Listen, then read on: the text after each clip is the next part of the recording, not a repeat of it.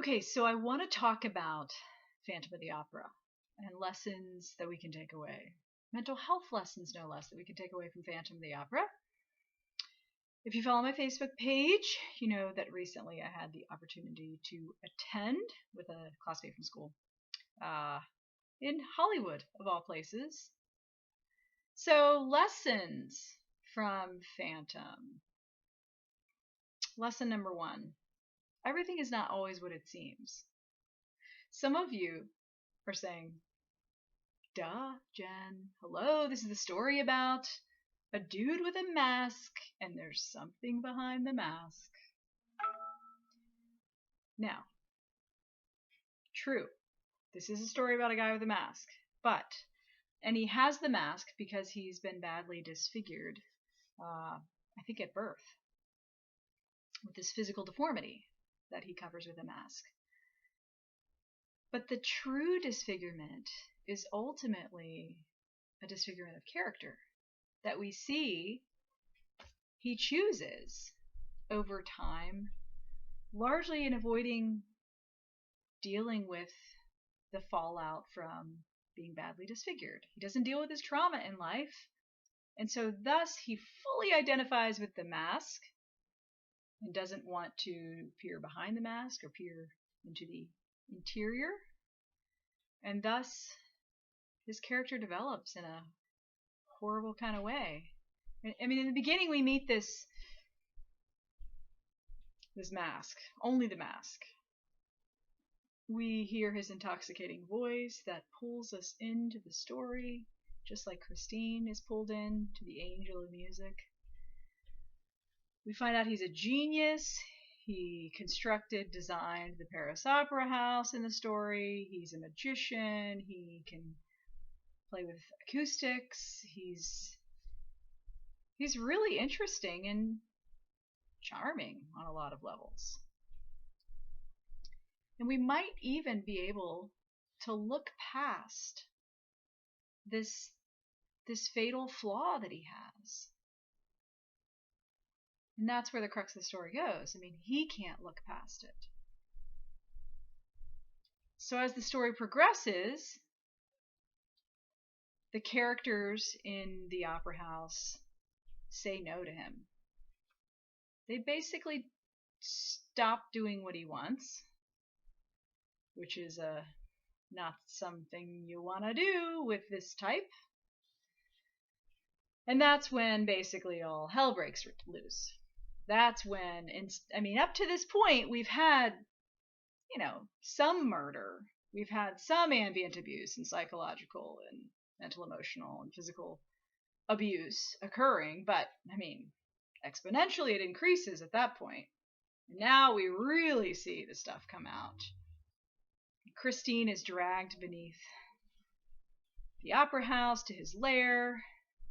And at the very end of the story, she has to make a choice. And basically, the choice he wants her to make is between, it's not really a choice at all. He wants her to choose either to escape, and in so doing, Raoul, her lover, is killed by the Phantom, or he wants her to choose to stay with the Phantom forever and thus save Raoul's life.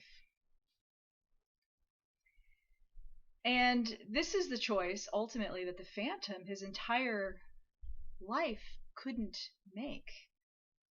The choice, as I see it, that Christine has is symbolic. She has to choose to look into the pain. She has to go into the interiority of this horrific disfigurement and peer at it intimately. And that's something the Phantom himself could never do. And that's partly why he is the way he is. He's walled off from it. He's cut himself off from it. And that's why he becomes the monster that he is. And in choosing to look inward, Gaston Leroux writes in the story that that is the escape. Raoul and Christine, ultimately, he lets them go to escape his lair. Now, of course, there are people breathing down, finding the lair, and he doesn't want that to happen. So maybe it's an act of self-preservation at the end as well. Follows either one. We can take it either way. But this is the point for all of us, that part of our job and our mission in life is to deal with our stuff, to peer at it and work on it and develop with it, not by avoiding it, because that takes us closer to being the sort of character that the Phantom is. You avoid dealing with your stuff, eventually, if you do it long enough, it can turn into manipulation, thinking that you're going to take someone as a prisoner and that's how you're going to win love. Maybe even murder, in his case.